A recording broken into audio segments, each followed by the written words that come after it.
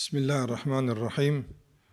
Alhamdulillahi rabbil alamin. Wassalatu wassalamu ala rasulna Muhammad wa ala alihi wa sahbihi wa sallama tasliman kathira. Allahun e madhruar e falenderojmë, vetëm prej tij ndihmë dhe falë kërkojmë. Lëvdatat, bekimet e Allahut qofshin mbi Muhammedin alayhi salatu wassalam, mbi familjen e tij, shokët dhe të gjitha që ndjekin rrugën e tyre deri në ditën e fundit të kësaj bote. Të nderuar vëllezër dhe motra, mirë se takohemi në këtë takim, në këtë xhami, në këtë shtëpi të Zotit te barekuhu teala, për dëgjuar dhe për mësuar nga ajo që Allahu e ka mësuar e udhëzuar Muhammedin alayhi salatu wassalam. Pas falërimit të Allahut azza wa jall, jam shumë mirënjohës dhe jam shumë falëndërues mikut dhe kolegut dhe shokut ka më shumë Hoxha Ahmed Kalaja për këtë mundësi që sonte jemi së bashku, për bujarinë që unë ta shfrytëzoj karrigën e tij e t'i drejtojmë xhamatit të tij në xhamin e tij, që Zoti xhallahu ala të na bashkon zemrat në atë që është ai i kënaqur dhe në rrugën e Muhamedit alayhi salatu wasalam.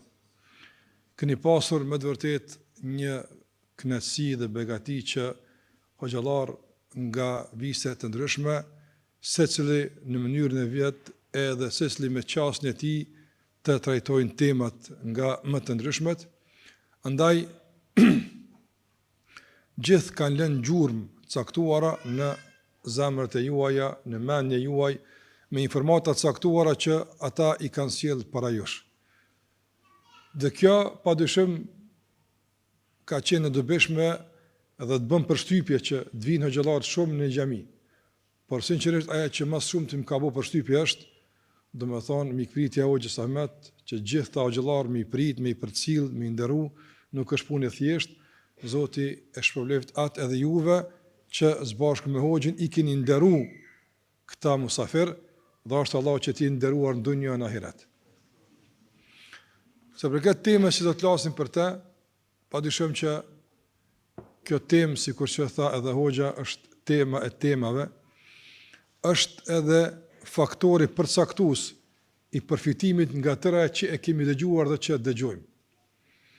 Nga se fjala dëgjohet me vesh, ndërsa kuptohet me zemër, përjetohet me zemër dhe veprat dalin pikërisht nga kuptimet e rrënjosura në zemër.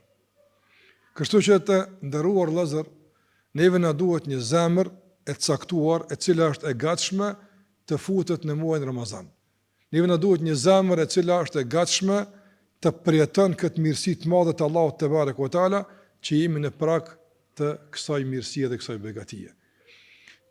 Mund të trajnohemi në çfarë do lloj mënyre, mund të marrim çfarë do lloj udhëzimi, trajnimi, mund të marrim çfarë do lloj shkaku të caktuar për të qenë vital, për të qenë shëndetshëm, çdo do qoftë, që të kalojmë në Ramazan të mirë, nëse zemra nuk është e gatshme, nuk mund t'ja dalim.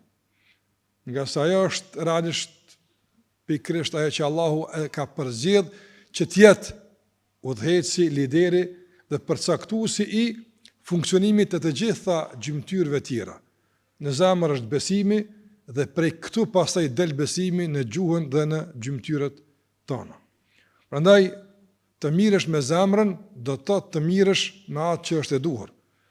Mirë, po të mirësh me zemrën nuk është një ligjërat, të mirësh me zemrën nuk është një fjalim, nuk është një libër e lexuar. Mirë, po të mirësh me zemrën nuk kupton një projekt jetësor, që në vazhdimsi të kujdesesh, në vazhdimsi të ruash këtë zemër, të mbushësh me atë që duhet dhe të zbrazësh nga ajo që nuk duhet. Nga se zemra mund të mbushet me mbeturinë të caktuara të botës materialiste, që pengojnë pastaj funksionimin e mirëfillt të saj dhe e pengojnë që të mbushet me atë që e udhëheq dhe e drejton drejt Allahut te barekuhu teala. Pra këto janë dy procese të domosdoshme, të zbrazjes dhe të mbushjes. Edhe nëse arrin me zbraz, sepse kjo është e pamundshme dhe i ka shpjegimet e veta, dunjoja prap ofron mbeturina të shumta që mbushet zemra. Andaj është projekt i vazhdueshëm që të kujdesemi për zemrën, e veçanti në prag të sezoneve çfarë jemi ne si muaji i shenjtë i Ramazanit. Prandaj tema e zemrës nuk mund të trajtohet me një ligjërat. çfarë zemre ka agjëruesi? Edhe kjo është pastaj pyetje shumë e madhe. Mund trajtohet me nën pika, shpjegime të caktuara e kështu me radhë, dhe që mos të shpërqendrohemi shumë në këtë temë, që mos të marrim shumë material në këtë temë, unë kam përzgjedh veç një gjendje të zemrës. Jo shumë gjendje, jo shumë udhëzime, jo shumë mbushje. E kam përzgjedh një gjendje të zemrës, e cila është gjendje e domosdoshme që duhet zemra ta kalon për të vazhduar më tutje rrugtimin e saj drejt ndërtimit dhe udhëtimit ka Allahu te bareke ve taala. Çdo gjymtyre të ndërun Lazar, Allahu azza wa jall ja ka dhënë funksionin e duhur. Dhe nuk ka mundësi asnjë gjymtyr ta zëvendëson gjymtyrën tjetër. Asnjë shqis ta zëvendëson shqisën tjetër. Nuk ka mundësi këmba ta zëvendëson dorën. E pamundshme është. Mund të parafrohet, mirë, po nuk mund ta zëvendëson dorën. Dora nuk mund ta zëvendëson këmbën. Nuk mundet hunda ta zëvendëson syrin, as syri veshën e kështu me radhë. Nëse këto shqisa që janë të jashtme nuk mund të zëvendësojnë njëra me tjetrën, atëherë çka themi për zemrën? Zemra është e veçantë dhe i ka funksionet e veta. Fatkeqësia e njerëzve është të ndërruar vëllezër dhe motra se ne i dim shumë mirë funksionet e shumë gjymtyrëve, mirë po nuk e dim funksionin e gjymtyrës kryesore që është zemra. Çfarë funksioni ka zemra? Disa mund të thonë po e ka pompimin e gjakut. Jo, kjo s'po flas në kuptim kardiologjik. Nuk kemi na këtu në trajtim, domethënë organik duke shpjeguar zemrën. Po flasim për atë pjesën më të rëndësishme të komunikimit me Allahun te bareke ve taala. Përmendo sa ka çështje interesante në qenien tënde. Syri, veshi, mendja, shumë tjera. Gjitha këto Allah nuk i shikon. Allahu shikon vetëm në zemrën tënde. Aty përcaktohet kush je, këtë aty dihet. A dëneja e qenjes tënde në kuptim të formimit, deformimit është në zemrën tënde. Prandaj të ndërmosur ne duhet fillimisht me njoft funksionet e zemrës. Çfarë roli ka zemra? Çka duhet zemra me bë? Çka bën kjo zemër? Ibn Qayyim rahimahullah ka përmendur 5 funksionet e zemrës, po kjo është ders tjetër herë. Unë një do më përmend. Roli kryesor i zemrës është rrugtimi drejt Allahut te barekuhu teala. Ibn Jauzi ka thënë rahimahullah se shtigjet drejt Allahut nuk kalohen me këmbë, as me dur, por kalohen me zemër. Do të thotë ne jemi udhëtar dhe udhëtimi i duhur tek Allahu azza wa jall bëhet me zemër. Nga se ata që tek Allahu nuk udhtojnë me zemër, tërhiqen zvarr për këmbët e tyre në varr. Prandaj Allahu xhallahu e ka përmend, nëse ka njerëz që kapen për balluket e tyre tërhiqen, Allah na ruaj, disa për këmbë, për shkak se tërhiqen dhun shumë për tek Allahu xhallahu ala, për faktin se gjymtyra që ka qenë përgjithëse për udhtim ka qenë e prishur.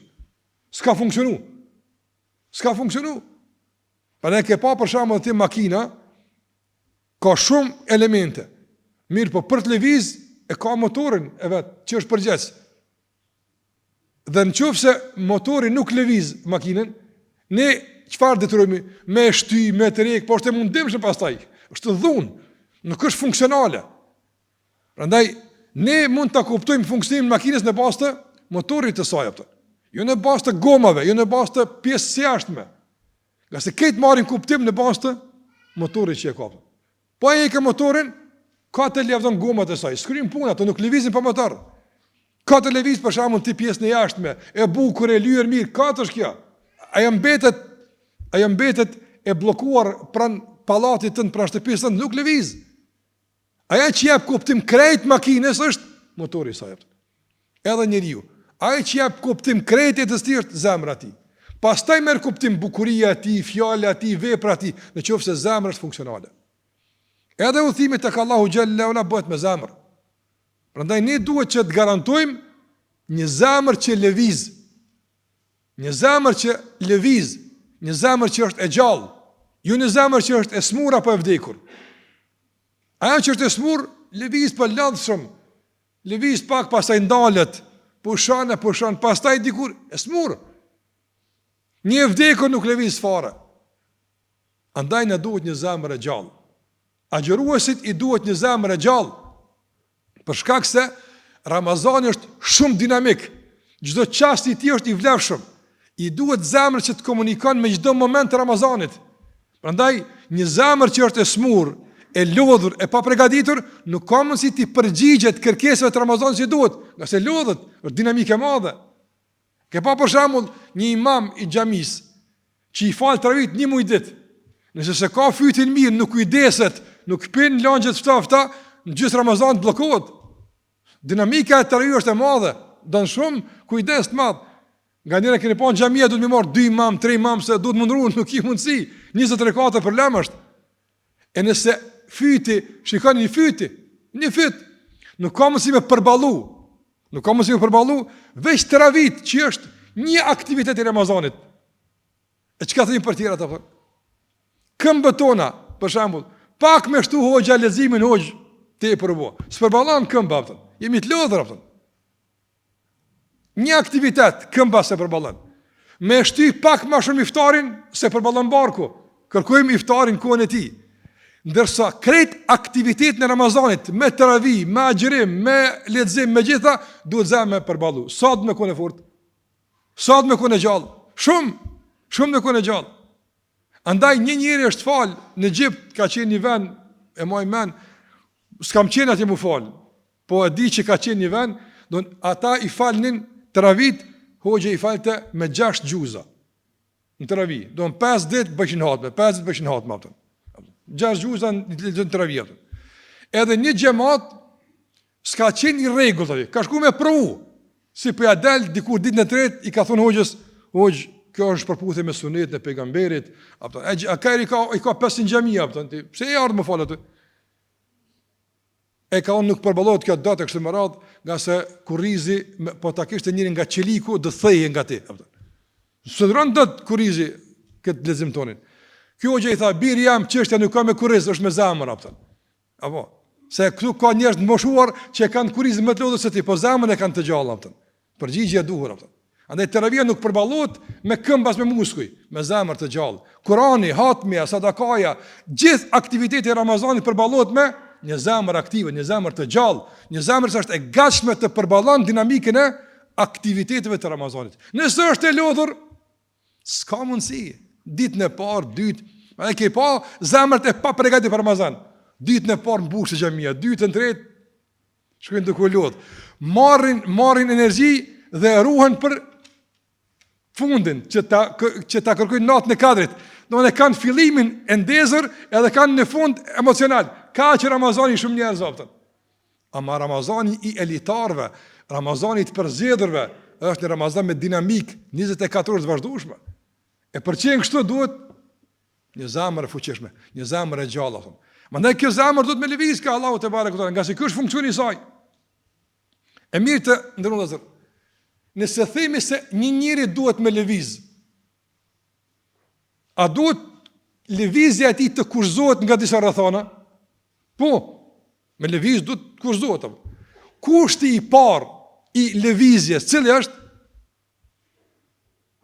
Të jetë njëri i zgjuar. A ka mundësi njëri në gjumë me ecë?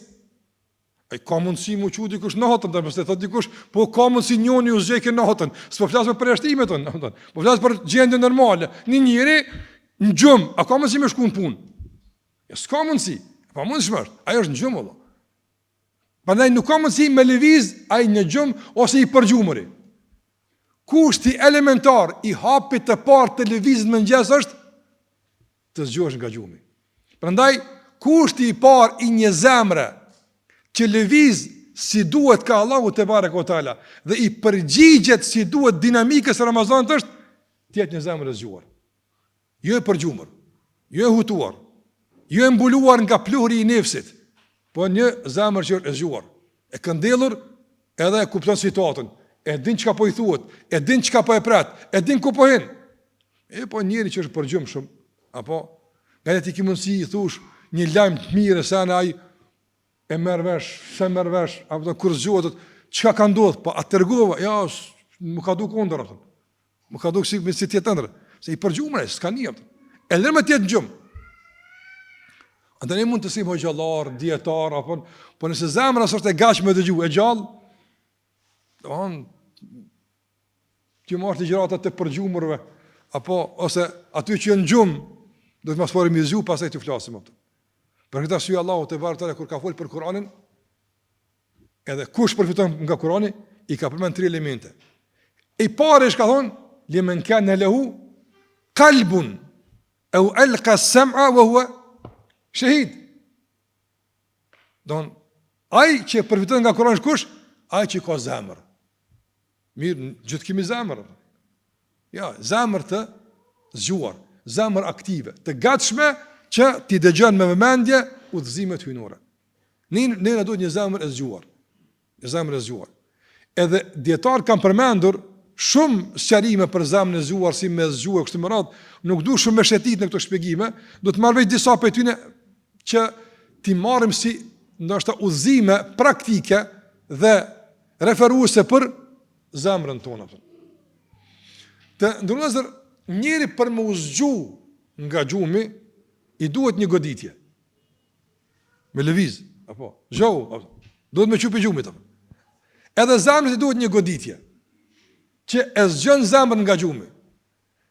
Kur zgjohet nga gjumi, fillon me i vrejt gjirat realisht që janë.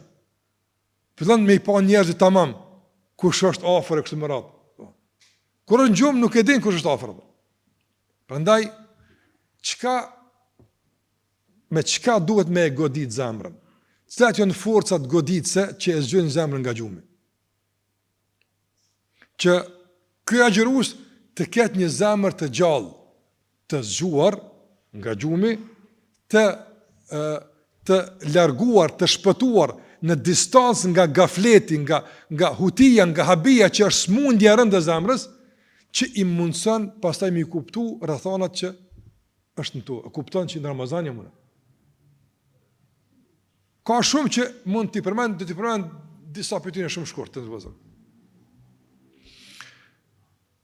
Njeriu në këtë dunjë të ndërvozur, nga shumë aktivitete që ai sillet në to, më shumti kush e godet. Për shembull, një njeri me që shikon njëri, tjetri i flet, tjetri për shembull ja thot një këshill, tjetri për shembull i jap një dhuratë, tjetri për shembull i jap shumë diçka. Cila pjesë nga këta faktorë, fjala, shikimi, heshtja, lëvizja, dhënia, cila nga këto më shumë ti ka u përshtypje, më shumë ti e ka marrë vëmendjen? Dhënia.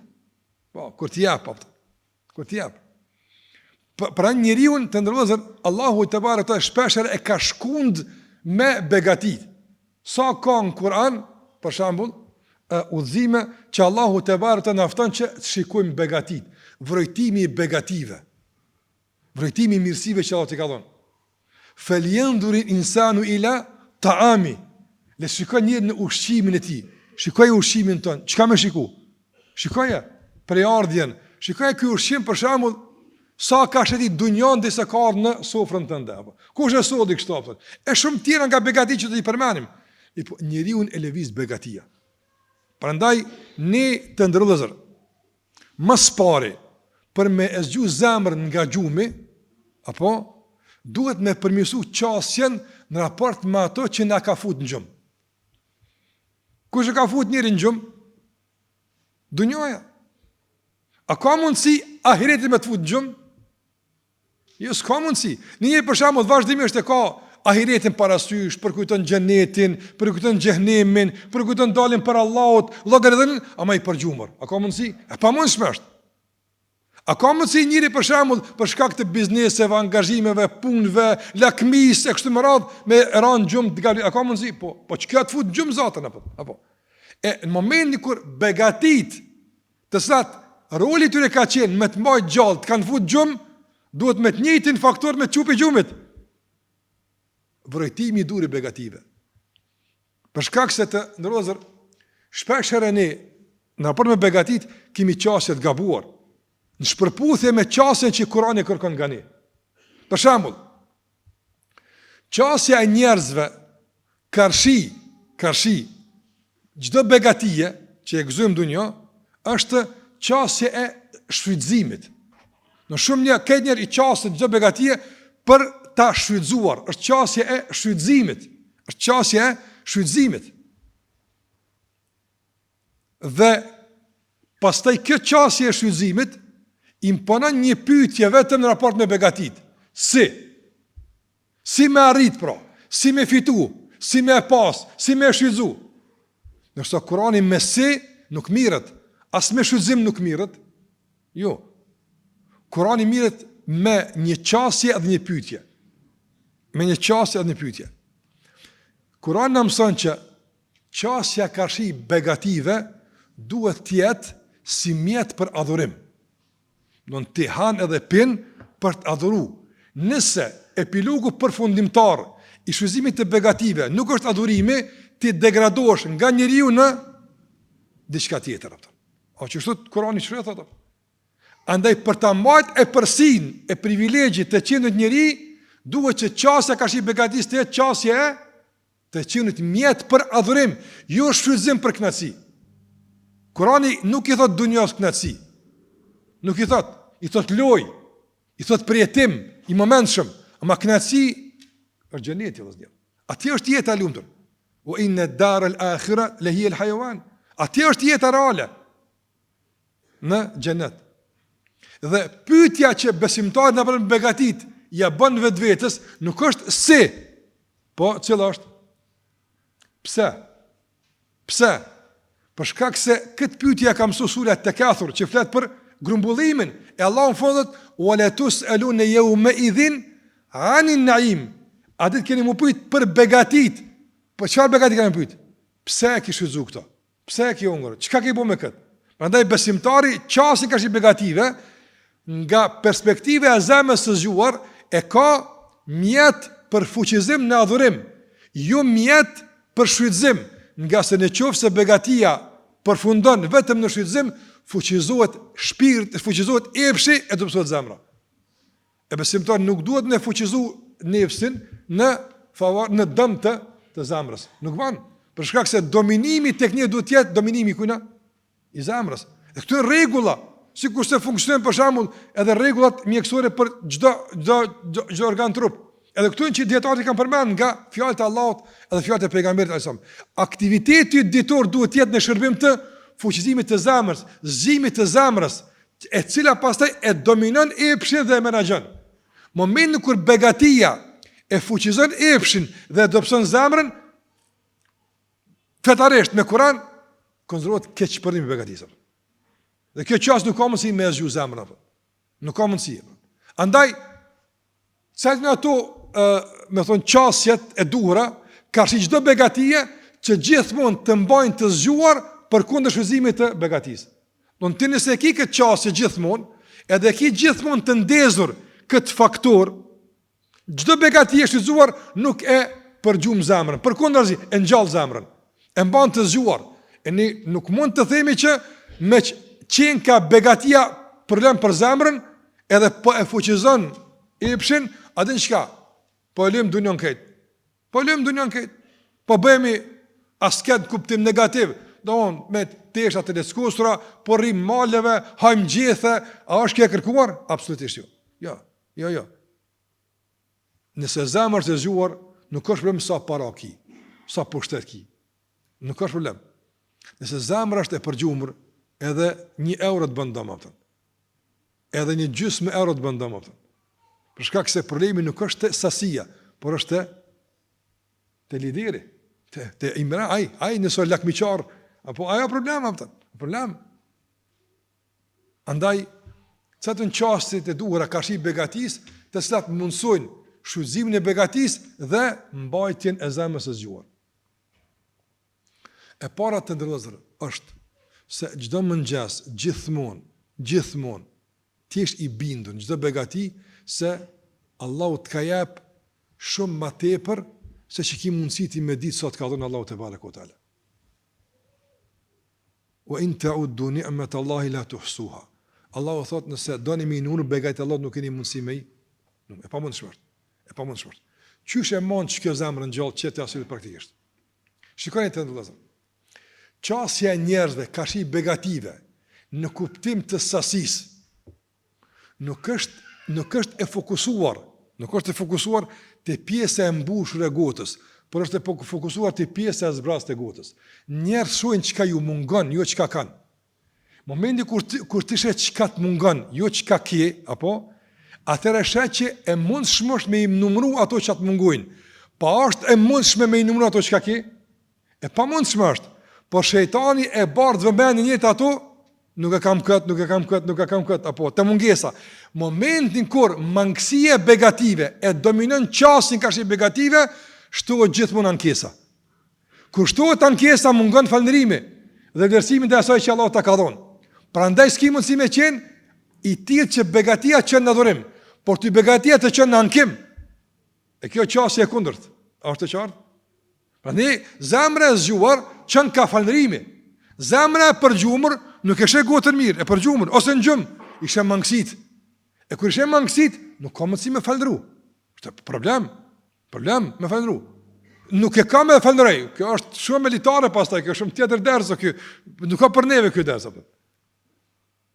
Ai që falëndron dhe kur s'ka, kjo tjetër ders kjo. Ama me falëndru kur ki, duhesh me kuptuar se këto që po them elhamdulillah është shumë pak, nga se nuk di sa begati kam, nuk e di. Edhe kjo reale, kjo nuk është diçka fiktive, nuk është diçka imagjinare. Jo, reale është. Reale është. Për shembull të ndëllazër, sa begati kemi në trup, a dina me i numru? As shkencëtarisht nuk kanë arrit këtë mi zvulu që ka njëre. Gjitha funksionet, gjitha qelizat, gjitha hormonet, problema mora. Janë në zbulim e sipër, sa ka njëre. Sa nerva ka njëre. Çdo nerv përgjes për diçka. Ku e dim kë për çka është? A keni pa me kilometra nerva nëse zgjatën apo në njëri apo. Ku e din ti çdo nerv që në ma pak se milimetri funksionojnë apo. Sa begati është apo. Qysh ka thonë një nga dietarët e hershëm, nga Selefi ka thonë, sa begatia fshihet pas një nervi të qetë. Ha? Kur ai njeri quhet pi gjumit e sheh sa mirë kon me kon ai gjum apo. Apo? E sheh sa mirë kon me kon gjum ky nervi apo. Ne nuk e dim. Po ai nervi kur quhet pi gjumit, don e bezdiz diçka, ti e sheh se sa rahatia pas ka qenë e mshefur mas këtij nervi. Se sa parahatia pas shqetësimit të këtij nervi apo. S'ki mundsi kur më numër begat Allah të zot. Prandaj në pamundësi me i numëru begat Allah xhallahu ala ta'ala. Shikoni tash që zemra funksionon bukur, se këto rregulla që s'kan çfarë pa funksionon me tjetër apo, por një zemër të mirë të gjallë. Në momentin kur ti begatit Allah ndaj teje i sheh si të panumërta dhe i sheh si të shumta, do më në sheh gotën e mbushur, jo gotën e zbrazur, kjo të ti sjell minimumi 2 gjendje me rëndësi atë. 2 gjendje me rëndësi. Dhe këtë e kërkojmë te çdo pikë. Dhe epilogu përfundimtar i suksesit në Ramazanun që 2 pika. Çto 2 pika ka godit më shumë te pejgamberi alayhis salam. Çto 2 pika mos i harroni kurrë atë. Nëse ti ishe begatit, si të panumërta, shumë ti kap Allahu te barekuhu teala.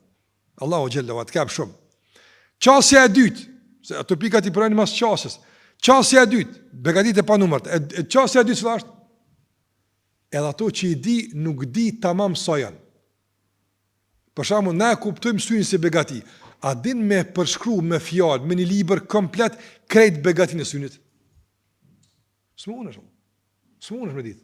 Sa është tamam begatia e synit, a din? Nuk e din Allah. Ti thush me ksy sheh. Po a din sa ka këtu sheh? Shumë sheh. Shumë sene janë këtu sheh. Me veshin dëgjon, por shumë sene këtu që dëgjon ti ato. Nuk ka veç të dëgjim. Është një jetë plot mësim, plot udhëzim, plot nga veshja. Pa mundësia me i përshu begatit është qasje e dur. Nuk mund na me numëru, nuk mund na me i përshu. Dhe qasja e tretë që është në vëllazër, nuk i meritoj. Krejt është begati e Allahut te barekuhu teala. Ti ke ardhur i krijuar në mënyrën e përsosur. Apo doni, ti ke fitu begati e maso viteve ke fillu me falëru, mas 15 viteve. Parana, subhanallah. Ti ke pa Allah në barkën e nonës begatit, gjitha, syt, mendjen, dur, ke dalë mirë, apo? Edhe kur të ka obligu me e falëru për begatit, 15 vjet. Do të provoj, a mirë, apo të kryjm punë, është funksionale. Si dikush të jap një makinë provoj e mirë, u kënaq, e tash paguaj bro. Tash paguaj, mos i qen ka mirë që ke bërë ata marr, jo mos më mëse s'bëj pa ata, ç'a bëj pa ata, atë paguaj. Do të thjesht s'ki tjetër zgjidhje pas ta paguash. Për shkak se po u futen në këmbim, që jo s'po du falëndesh për këtë sy në raport me ngjinim, nëse për shembull këmbimi për syrin është fal 5 vakte, s'jam interesuar për këtë tregti. Ma merr syrin. A mundsh me thon këtë fjalë? Mund të thotë kur i ki 2 vjet, se s'din çka syni, se ke provuar hala mirë të çka syni apo? Mi thonë fëmijës për shembull, a më jap syrin për shembull ta dhoni lodër, thotë po, sa i s'din çka syni atë. Por më 15 vjet thuj, a më jap synin apo? Ama tani e ki të lejuar mos shkoj me fal xhumon. Më jap tani tjetrin mos e fal tani drekën. Tani më jap veshën apo a ka kush që bën këtë kontratë? Jo, s'ka jo. Ama njerëz i shfrytëzojnë edhe nuk falënderojnë. Kjo është pastaj premtetet e Allahu xhallahu, ne po flasim për funksionin normal ato. Prandaj ti se meriton. Çka ke merituar nga begatit? Çka ke bë? Madje edhe kur falesh a gjëra e bën. Cilën begatit e Allahut e ke shizu? Më kuptim e ke falëruar Allahun për to. Shkojnë të ndonjë pejgamberi sa shembulli i zemrës së gjallë. Sa ka pas nga pasuria e pejgamberit sa? Aisha thot 3 muaj ditë kanë ndonë në shtëpitë pejgamberit nuk e ndez zjarr. Çka i bën nuk e ndez, s'kena pjek buk. Buk s'kena pjek. E kanë thonë, ma kane eklukum. Çka keni hungur o nona jon? Çka keni hungur? Ka thonë el aswadan, kena hungur hurme edhe ujë. I dërguami Allahut 3 muaj ditë ka hungur shtop. Ushimi tina. Kjo kon ushimi tina. Si ka qenë shtëpia tina? Aisha radiallahu anha thot, falej pejgamberi sallallahu alaihi wasallam, dhe kur vinte koha të binte sejdë, unë ishte e shtrirë. Mi prek të këmbët që mbledhi pa këmbët se s'un po bëj sejdë. Ky ishte pallati i tij, alayhi salatu wasallam, që nuk mund bënte sejdë nëse gruaja e tij është e shtrirë apo. A kuptuat? Don e tjera në part me këto begati, si është të falënderimi, falë dhe se i fryeshin këmbët, e thonë të gruaja e tij Aisha radhiyallahu anha, o dërguar i Allahut, ka të shumë po falësh e ti ka falë Zoti mëkat, ti s'ki mëkat. Ka thonë, qysh ka thonë? Afala akunu abdan shakura. Duhet jem rob falëndrues. Apo? Në falëndrues. Ne Allahu te vërtet. Se shumë ka jap, çam ka jap mu Zoti, zemra gjolli ishe begatit. Zemra për gjumë nuk ishe begatit. As nuk i vlerëson begatit. Pa ne duhet që ta mbajmë zemrën e gjallë, ka shi begative, që shfrytëzimi begative mos ta fuqizon epshin, lakmin, dhe mos ta përgjum zemrën, por ta zgjën zemrën, të kemi një qasje të vazhdueshme, ka shi begative se janë vetëm nga Allahu dhe nuk mund t'i numërojmë, nuk mund t'i përshuajmë, dhe nuk i meritojmë ato. Çështja e tretë, çështja e dytë, këto 3 ka shi me begatin. Për te begative, çka ka? Mungesa begative. Që e zgjën zemrën. Na pam thom e zgjën zemrën, qasja e dur ka shi begative. Kur janë begatit, janë këto 3 qasje që i përmena. Apo? Nuk mund t'i numërojmë, nuk mund t'i përshuajmë dhe nuk e meritojmë. A e kuptum? Qasja ka shi begative, mirëmbath me këta 3 faktorë që garantojnë një zemër të zgjuar vazhdimisht. Që begatit mos me përgjum zemrën, po me majtë të gjallë. E dyta, ka të bëj me mungesën e begatis. Mungesën e begatis. Pejgamberi më ka thënë, për dunjon, shikoni në atë që është më keq. Apo, nga se kështu bëheni më vlerësues begative. Shikoj ka pranë, nga se nëse shikoni më poshtë, në çdo sprov që e ki në dunjë, gjithçka që të mungon. Gjithçka që të mungon. A ke prek fundin e mangësive të dunjos? Ja, mos e ke prek, po ti shumë ndal ti jap. Po them kushtimisht në vëllazër. Nëse mungesa e begativi ka 100 nivele. Dhe marrim komplet njerëzimin në botë, sa vuajnë, sa kanë probleme, sa kanë telasha, po në cilin nivel të mangësisë begative jeti në vendin tonë këtu ku jemi? Në cilë nivel jepëta? Për shembull, nëse themi se banorët në Gaza, që e keni pa si jetojnë, e keni pa që kanë ndodhur atë, s'kan asnjë siguri, në asnjë aspekt tjetër, s'kan siguri, as shëndetësore, as arsimore, as familjare, as edukative, as ushqimore, madje as jetësore.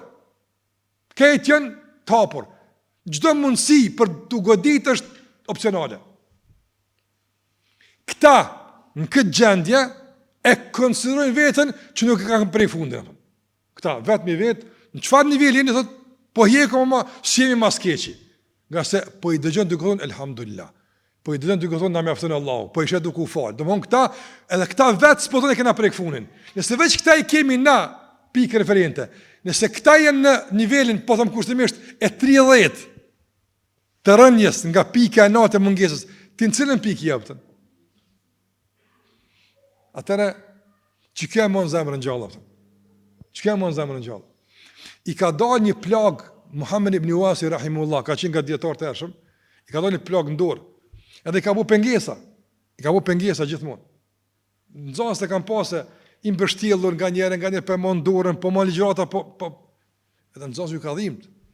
Ka në hoqë, kjo plagë që sa kosë për të lënë rahata, ka në alhamdulillah, ka mujtë me konë gju, bile është ndorë për majmë dersin, po dham ka paka më dersi për shkanë, ka mujtë me qenë gju e i shumë dalë nga dersi, se kur dhe në gju që shflet njëri, për nejtë ndërë vëzër, nësë Allah të ka marrë një begati, kur më sëshyrë që të ka marrë, më regull njëtë, vëllaj, kur më sëshyrë që të ka marrë, se gjithë mund dikujt i merë diqka, s'ka mund si dikur këtë mi pasë, po gjithë mund shiko që ka të kalon, që të kalon. Për shambull, ka thënë Omer ibn Abdulazizi, shikon njerëz me zemër gjallë burë që bujnë. Ka thënë Omer ibn Abdulazizi, rahimullah. Ka thënë, në qofë se Allahu Gjelle Gjelaluhu, ta ka marrë një begati, dhe në këmbim me te ta ka dhonë sabrin, dije se e që ta ka dhonë është me mirë se e që ta ka marrë.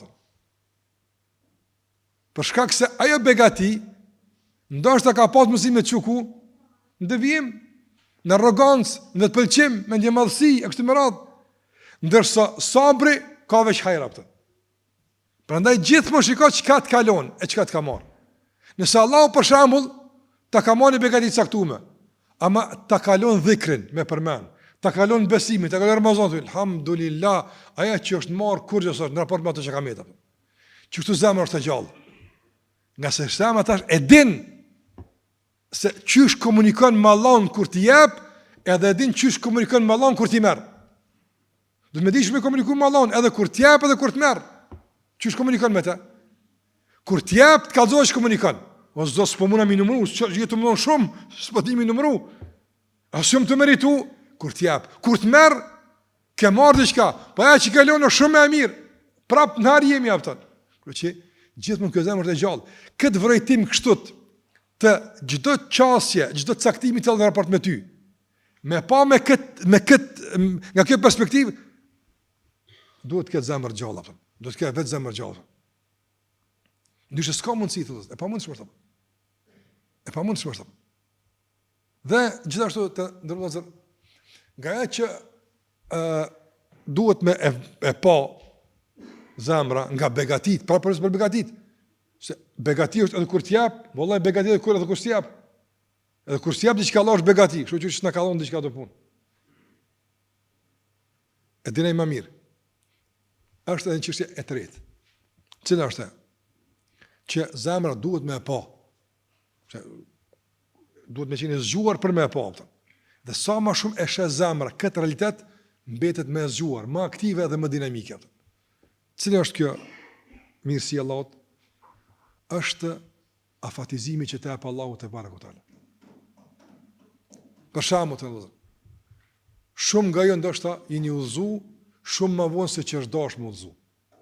Ti është dashur më udhëzu nga mosha madhore, ndoshta ke filluar më fal mas 10 vite, 15 vite. Ndoshta është dashur më ti më agjëru, ke filluar. Para mendon të shkë me vdek para un pendu. Çfarë është mendon? Parna Allahu Gjelle Gjelalu e din si e du e buni mëkat, e halat ja pa fat. Edhe halat mbulan. A jetu e vrejt këtë mirësi të afatizimit? A jetu e vrejt? Njëri nga shokët e pejgamberit alayhi salatu wasalam në luftën e Bedrit ka qenë në anën e mushrikëve.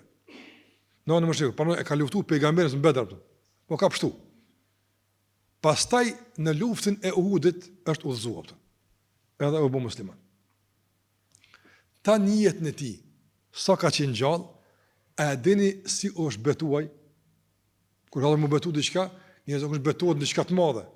Ka thonë, për shembull, po ose jo, s'më rëndësi, pasha atë që më shpëtoi ditën e Bedrit. Se të më kish marrë në Bedr vaj halli për mua. Një shtizë ka qenë, tamam, me të godit, përjetësisht në xhehenem. Ajo shtizë të ka godit, të ka mundësinë Allahu te barekuhu teala. E të ka udhëzu, begati e madhe vallahi. Të ka mundësinë. Prandaj ti për shkak këtë Ramazan, me çfarë gëzimi jeni apo?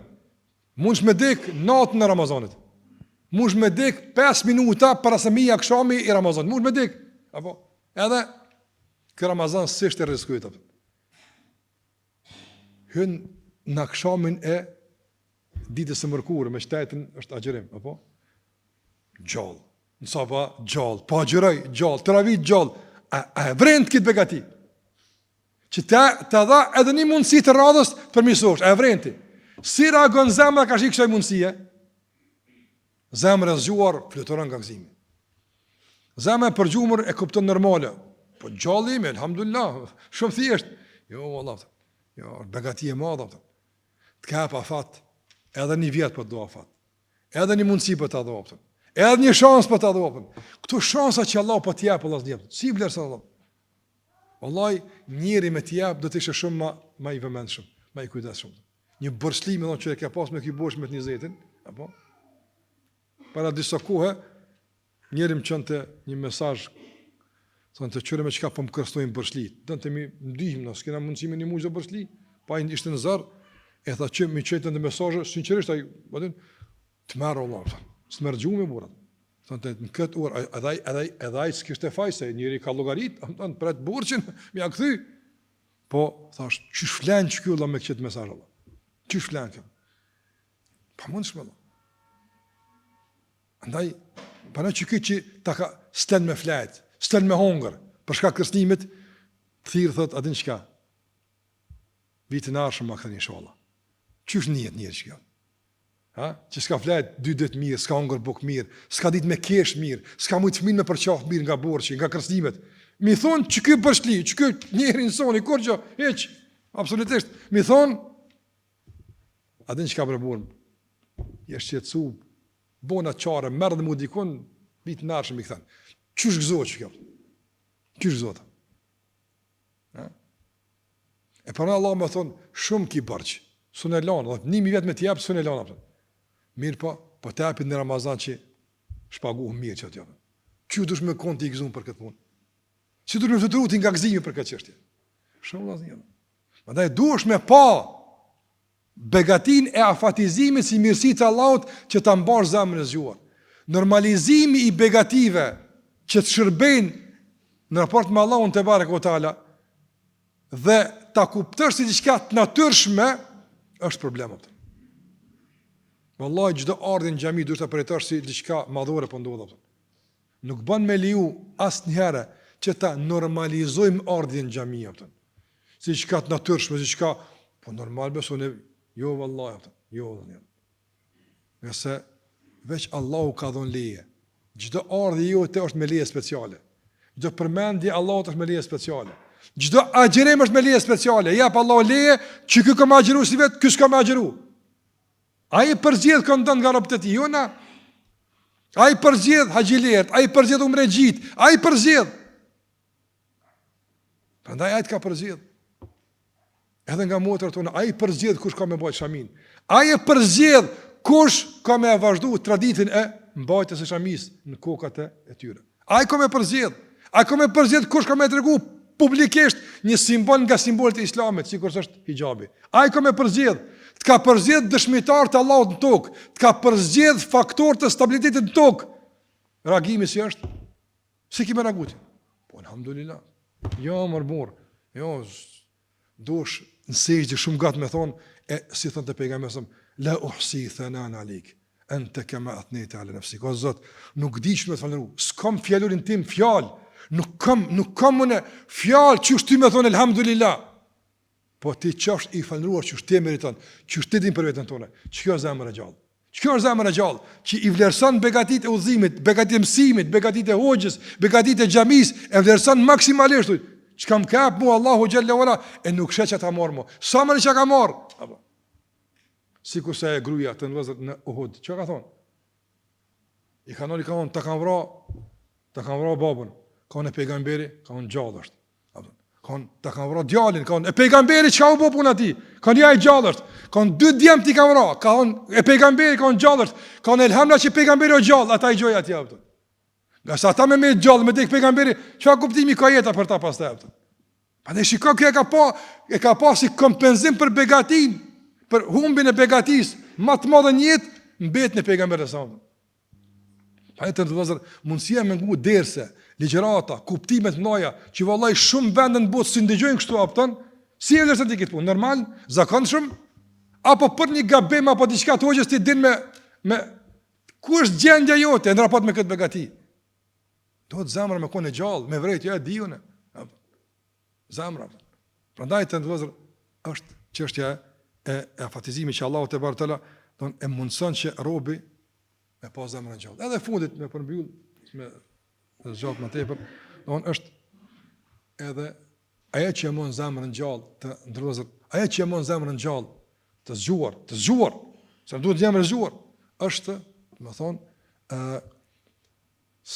nuk po them vërtetimi se na kena obligim me i vërtetuar të mi pranuar, po të jetosh me premtimet e Allahut azza xal. Ti kesh parasysh gjithmonë. Çka ka premtuar Allahu te baretalla? Për shembull të ndërlozur. Çka ka premtuar Allahu për një Ramazan të pranuar? Çka ka pranuar?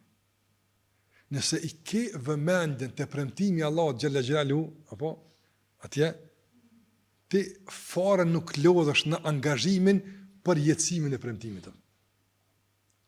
Fare nuk është. Ibn Jauzi rahimahullah thonë një provë interesante, që ndëgju, po e ka këto hieshëm rëng këtu inshallah. Ha? Thotë Ibn Jauzi rahimahullah thotë një ditë isha duke nejt me një vend për punë të mia. Thotë aty afër meje në 2 punëtor punonin. Dhe bartnin bara të rënda nga një vend me një vend. Çuditesha so zellshëm i bartin. Ai barë ron, çi bartnin këto bara. Ibn Jauzi zemrën e gjallë ka pas. Se i vdek një ka njerëz shumë shembull, hajri inshallah. O që mësim valla kjo shkollë. Jetën të nxjerr kjo mësim për gjumër jemi atë. Nga shembujt e shumë. Ama kjo zemrën e gjallë ka pas. U interesova ku është sekreti i lehtësimit të punës së tyre. Ku është sekreti? A është aspekti muskulator, a është aspekti se, për shembull, kam për... Ku është atë?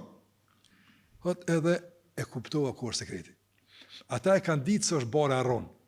Dhe po ta kishin pas vëmendjen tek bara, problem do të ishte.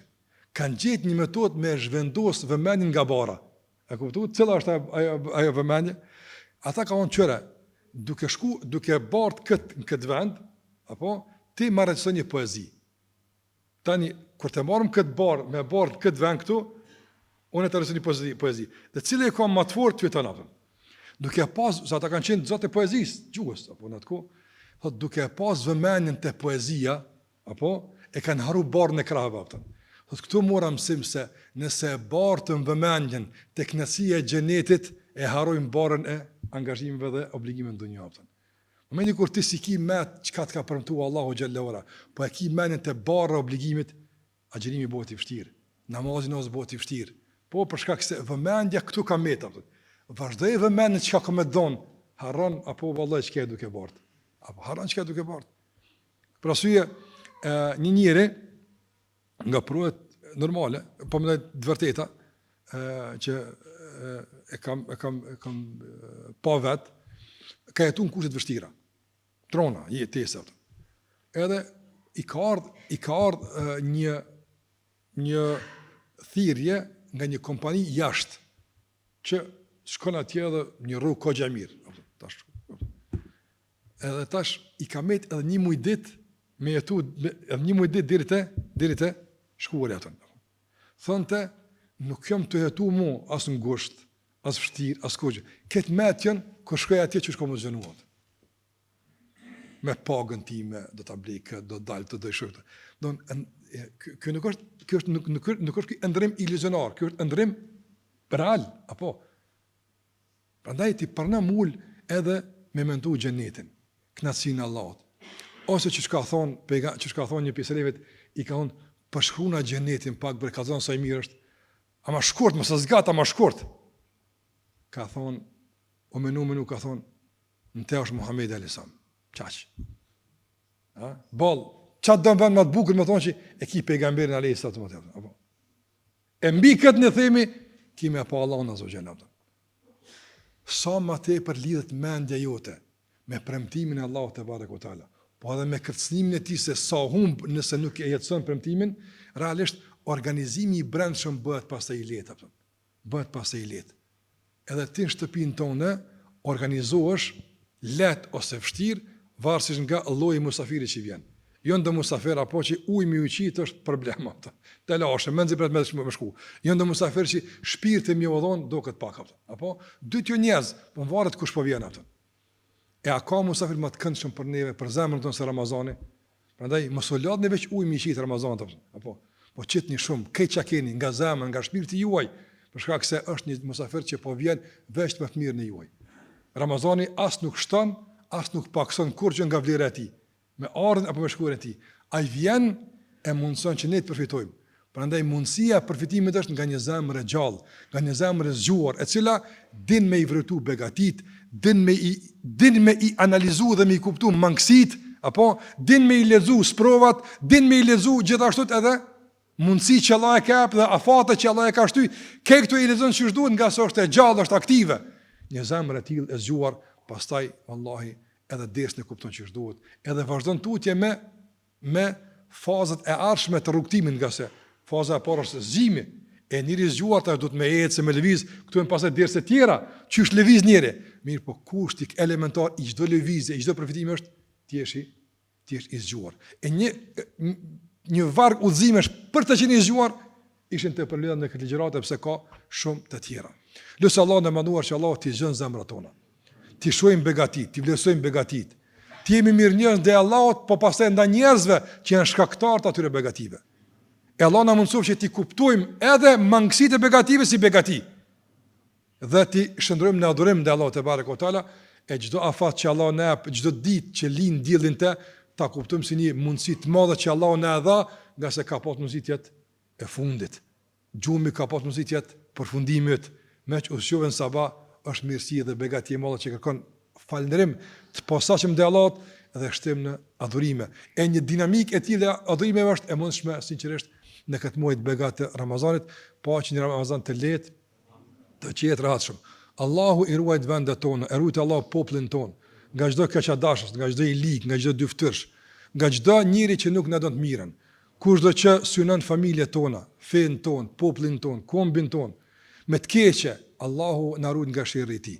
Allahu na e bashkof zemrat na që është i kënaqur e na mësoj të jemi shembull i mirë për të gjithë në ndërtimin e asaj që Allahu ka kërkuar me ndërtu edhe me organizu sipas asaj që na ka mësuar Allah dhe pejgamberi sa. Zoti ruajt me kaq për dhofon, Zoti të shpërblet hoq, Allahu nderoft. Sallallahu ala Muhammed wa ala alihi wa sahbihi wa sallam taslimen katira.